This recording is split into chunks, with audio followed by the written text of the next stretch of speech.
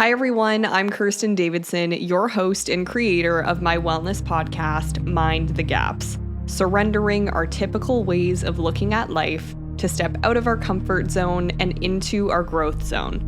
So I am currently in Montreal visiting my cousin Russell, and before scheduling this podcast for release, episode 11, I listened to the start and realized that I'd mistakenly recorded myself saying welcome to episode 12 instead of welcome to episode 11.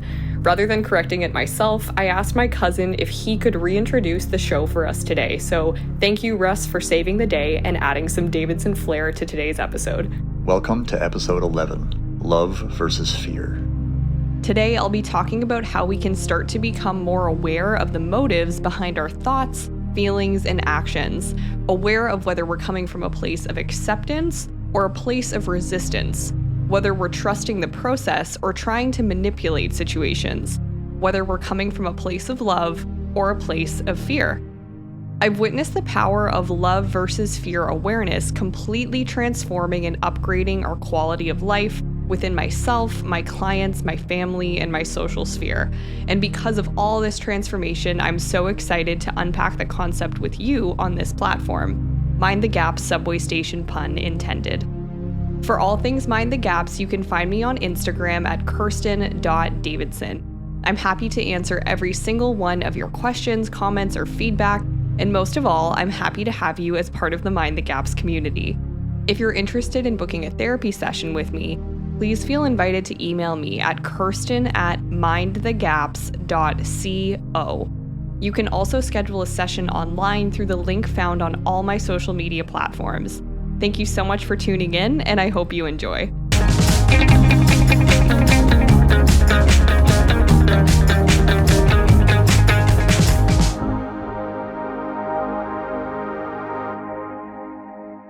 In psychology, we're taught a lot about primary emotions, some of which include joy, sadness, fear, disgust, and anger. I don't know about you guys, but for anyone who's seen the 2015 Pixar movie called Inside Out, I always think of the little Inside Out characters who represent emotions when I think about this topic. And I love the way that the movie personified the emotions. Anger is short, stubby, and red, and he has flames coming out of his head whenever he's on the job. Disgust is green and sticks her nose up at mostly everything and eye rolls like her life depends on it. Fear is the skinny purple character riddled with anxiety, shaking and second-guessing his every move. Sadness, voiced by Phyllis Smith from the famous TV series The Office, looks like a blue-colored version of Phyllis, but with a gloomy Eeyore mentality. Big glasses, low self-esteem, head down, and ready to cry at any moment. And finally, we have joy. Glowing yellow, bursting with excitement and optimism for what the day might bring. Woohoo! In the movie, all 5 emotions live inside the mind of a young girl, standing behind switchboards and filing devices, operating what looks like an office for the mind. The second Inside Out movie actually just came out last month. I highly recommend checking it out. And Pixar, if you're listening, please sponsor me. Secondary emotions are said to be emotions that we have as a result of primary emotions. So for example, with secondary emotions, you might feel ashamed after getting angry, or surprised that you were brought to tears by a movie. But what if I told you that all of our emotions are secondary to 2 primary emotions, love and fear, and that every decision we make in life is either out of love or out of fear, and that all of the other emotions can be chalked up to love or fear? To help us unpack this idea, I thought I'd read a quote from Swiss-American psychiatrist and founder of the 5 Stages of Grief model. Her name is Elizabeth Kubler-Ross. She once said, "There are only 2 emotions, love and fear. All positive emotions come from love. All negative emotions come from fear. From love flows happiness, contentment, peace, and joy. From fear comes anger, hate, anxiety, and guilt. It's true that there are only 2 primary emotions, love and fear. All positive emotions come from love. All negative emotions come from fear." There's an important clarification to be made here when it comes to the word love. Love in this context doesn't just mean romantic love. It's meant to describe a state of openness, non-resistance, contentment, acceptance, embracing and feeling grateful for the now, just as it is. Whereas with fear, to be in fear is to be in resistance to life as it is now, to be in discontentment and non acceptance, attempting to manipulate situations to go your way, or feeling hopeless. The metaphor I most often use when I talk about love and fear is that we're going through life with either a closed fist or an open palm. Think about that. Are we in a closed fist mentality, or do we have open palms? Going through life with a closed fist is to live in fear, and going through life with an open palm is to live in love. I invite you to take a moment for pause and reflection. In this moment, right now, do you have closed fists? Now, I don't mean this literally, but you might actually have clenched fists right now. When we're in fear, our bodies tense up, and when we're in a state of love, our bodies and minds are loose and flexible. So, do take note of your physical body. Are you tense or relaxed? And are you mentally resisting something in your life, or are you in acceptance? Do you find yourself wishing things were different? Maybe you're longing for something or regretting something. Are you forcing things to happen a certain way to try and get your desired outcome? Are you feeling defeated and hopeless because of this misalignment between your expectations and reality? If so, your fists are closed. You're in full resistance to the way that things are. Or, in this moment, do you find yourself feeling grateful and in awe of the way things are in your life? Are you accepting and embracing reality as it is? Are you feeling content and open to the endless possibilities of what might come next? If so, your hands are wide open. You're in full acceptance and alignment with reality. Whenever I talk about closed fists and open palms, I'm reminded of the Serenity Prayer, which I referenced at the end of Mind the Gaps episode 1. The Serenity Prayer, written by American theologian Reinhold Niebuhr, goes like this: God, grant me the serenity to accept the things I cannot change, courage to change the things I can, and wisdom to know the difference. Now, for anyone who doesn't believe in a higher power, I'd really encourage you not to let the whole God in prayer pieces put you off from extracting the wisdom of this statement. Please feel free to take the God bit out at the start if that feels better for you. We could say, grant me the serenity to accept the things I cannot change, courage to change the things I can, and wisdom to know the difference. What this prayer really is all about is control. In psychology, we talk about having either an internal or an external locus of control. When we have an internal locus of control, we believe that we are responsible for certain aspects of our lives and are therefore in control of these aspects. When we have an external locus of control, we believe that others are responsible for certain elements of our lives, and therefore we're not in control of those circumstances. Now, it's important to note that our beliefs about whether or not we're in control aren't always in line with reality, which is where we run into trouble, but where the Serenity Prayer comes in with some very important reminders. Let's talk about the places we go when we do not, in fact, have control. One of the first places is desperation. When we're not in control, but we think we're in control, we'll sometimes act out of desperation by trying to manipulate situations to go our way. This is a closed fist mentality, resistance to reality and trying desperately to get our way. Let's take road rage, for example. You can't control the speed or skill of other drivers, but if you believe that by honking, riding someone's bumper, or flipping them off you're in resistance, which also means that we are in fear. Now, the other place we can go when circumstances are outside of our control is contentment. This is the serenity part of the Serenity Prayer, accepting the things that we cannot change. We can't change the speed or skill of other drivers. We can only change how we respond to them. Once we can accept that the driver's behavior is out of our control, we get to unclench our fists and let go of the idea that our expectation of how long it would take us to get home is not in line with reality.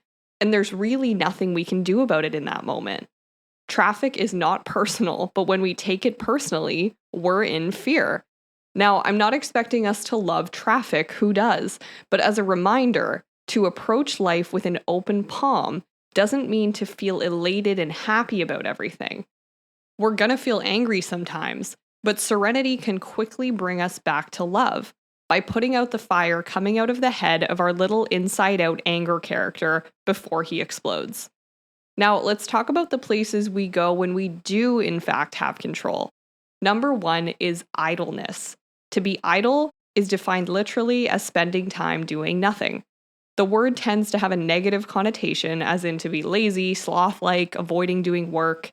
When we assume a position of inaction, idleness, when we do have power to make changes in our lives, we'll find ourselves back in fear, with fists clenched shut. For example, let's say you're complaining about your partner to a friend, wishing they would do this and that, and wishing they would stop doing this and that. Your friend asks, "Have you told your partner how you're feeling?"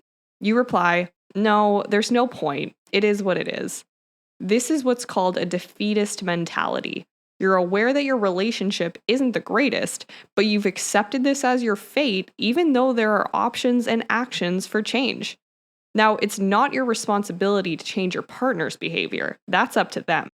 But it is within your control to communicate your unmet needs to your partner, giving them the opportunity to change. And there's more. If after this open dialogue and time passed, you're still feeling unfulfilled in the relationship, you have the power to leave. You aren't doomed to silence, and you aren't doomed to a mediocre relationship. As a disclaimer, I'd like to acknowledge how complex relationships can be. And in partnership where there is emotional or physical abuse, idleness, remaining in fear, having closed fists, might be a survival mechanism to protect yourself or your family. So when making big decisions on how to navigate back to safety, it's always important to connect with your support system and or legal support as needed. The second place we can go when we do in fact have control is initiative. To take initiative is to, as the Serenity Prayer says, harness the courage to change the things I can, which is to act from a place of love with an open palm. So back to romantic relationships. Imagine you're starting to fall out of love with your partner. You're feeling miles away from them, even though you've got the title of girlfriend, boyfriend, fiance, spouse. Initiative looks like communicating those unmet needs to your partner, taking a good hard look at where you could improve, making changes to your behavior, giving your partner a chance to do the same, and if all else fails, potentially ending the relationship. Now, none of this is easy. It takes a lot of self-reflection and a lot of patience. But I've told couples that I work with in my psychotherapy practice that simply booking their first couples therapy session took courage to take initiative. Even just the willingness to change is a good place to start, within yourself and with your partner. The good news about romance compared to traffic is that we get to communicate with our partners about why we're frustrated. We're in the same car as them. We're on the same team. We really only run into trouble in relationships when we forget that we have the power to communicate. There's really no need to flip them off and swear when they're within arm's reach to hold, look them in the eyes, and say, "Let's try fixing this together." Let's revisit the end of the Serenity Prayer. That is, the wisdom to know the difference between what we can control and what we can't control. We can see that desperation and idleness are secondary to fear, whereas contentment and initiative are secondary to love. To experience contentment, we have to courageously let go of our false sense of control and courageously take initiative and act when we do have control. I think that Elizabeth Kubler-Ross sums up this wisdom to know the difference bit quite well. She says, "There is only love or fear, for we cannot feel these two emotions together at exactly the same time. They're opposites. If we're in fear, we are not in a place of love. When we're in a place of love, we cannot be in a place of fear. So if it's not one, it's the other." I love that because of how easily digestible this makes reflection on whether we've got an open or a closed fist. The moment we walk away from fear, we step into love. On that note, I'll remind you of the Mind the Gaps metaphor that takes place in a subway station. The subway station platform is our comfort zone, and the train is our growth zone. And the gap in between the platform and the train is the unknown, the feared, the limiting beliefs, the assumptions, the unexamined aspects of life that have kept us in our comfort zone. Our comfort zone platform is where fear lives, and our growth train is where love lives. All of the insights in this episode, they live in the gap. So let's keep minding this gap, disempowering it by examining it, recognizing that it's way less scary than we think. In one of my favorite books on mindfulness called The Power of Now, author and spiritual teacher Eckhart Tolle takes this concept of love versus fear even deeper into the gap, and I'd like to bring you there with me now. Eckhart says that love and joy and peace transcend emotion, that there's something greater than emotion because they are deep states of our being and our inner connectedness. He says, love and joy and peace arise from beyond the mind. When I read this, what must have been around 5 years ago, I was really confused. What does he mean, love and joy and peace aren't emotions? What are they then? Okay, let's consider pleasure versus pain. Pleasure and pain are opposites, because for every emotional high, there is an equal and opposite low. Let's think of pleasure as coming from things in your life that give you dopamine hits, like sex, drugs, alcohol, social media, sugar, praise, etc. For every indulgence in a pleasure of this sort, there's an equal and opposite pain that follows it, a low, a come down. Eckhart points out how real love does not lead to pain, and real joy doesn't turn into suffering. Why? Because they don't spike your dopamine to levels of an emotional high. Imagine a roller coaster. Let's say when you're at the highest peak, you've got a rush of dopamine, and when you travel down to the lowest low to ground level, you're in what's called a dopamine deficit. A dopamine deficit is what happens when we're in that come down phase after pleasure, and so usually we'll seek the next high to feel normal again. This is the emotional roller coaster of addiction, unhealthy relationships, unhealthy habits, anything in your life that brings immediate gratification but is followed by emotional or physical discomfort. And this roller coaster is operated by fear. Being in a state of love, though, is not a roller coaster at all. As Eckhart says, real love doesn't make you suffer, and real joy doesn't turn into pain. Let's equate acting from a place of love as being in the lazy river at the theme park.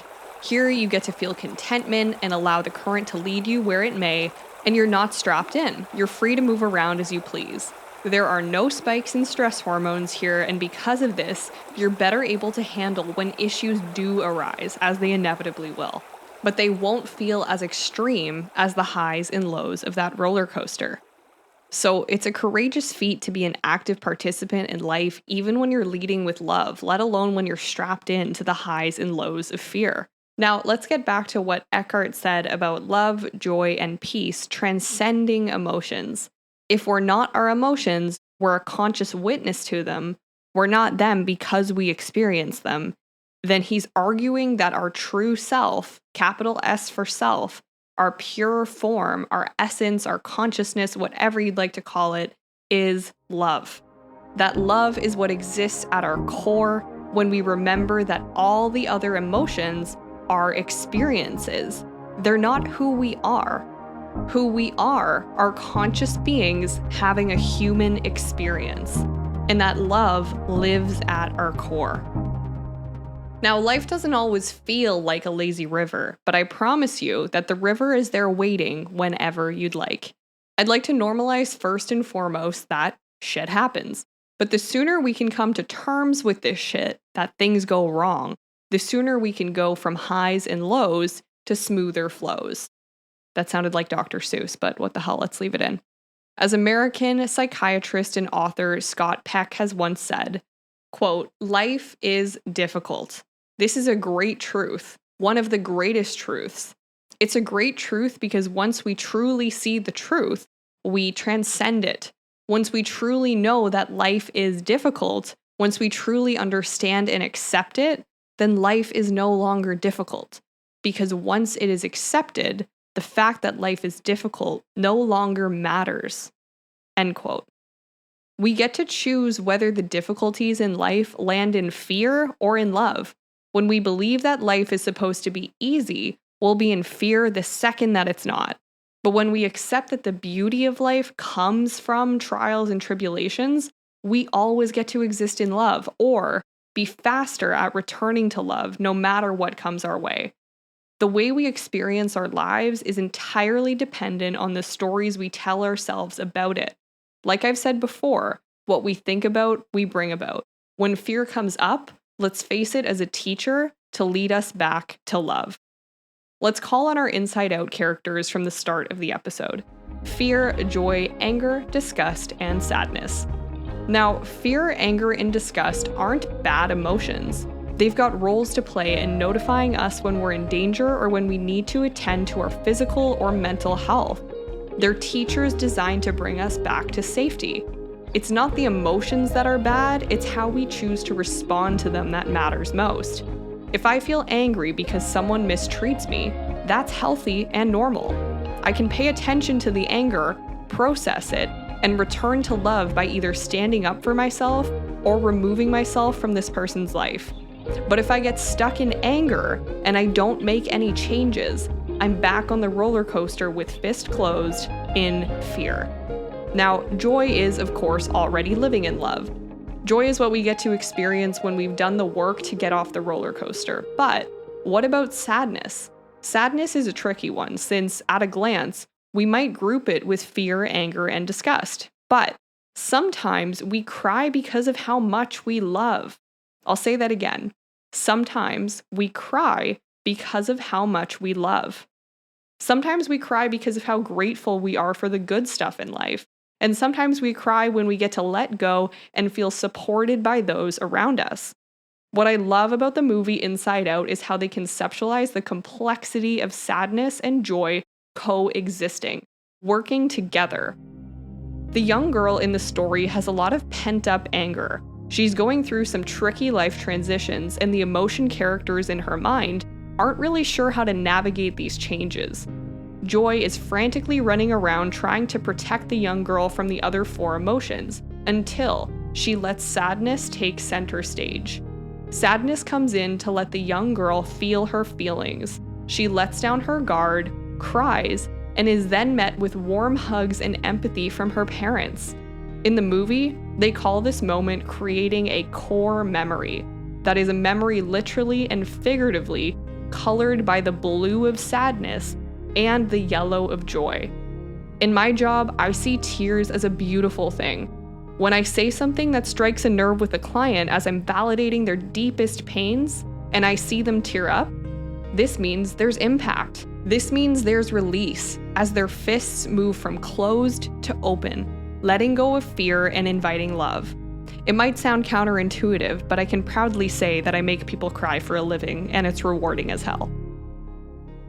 I'll leave you with what I believe is one of the most important questions we can ask ourselves, and as does American author Neil Donald Walsch, who says, quote, "At the critical juncture in all human relationships, there is only one relevant question.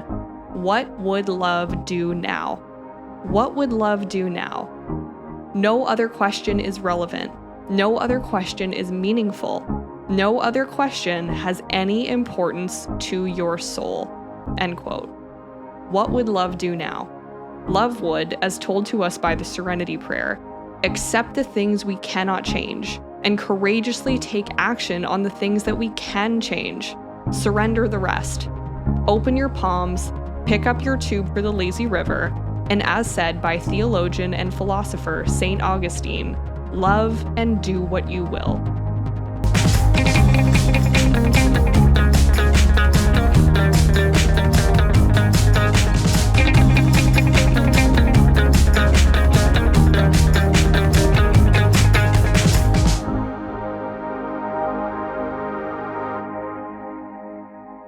Thank you so much for listening.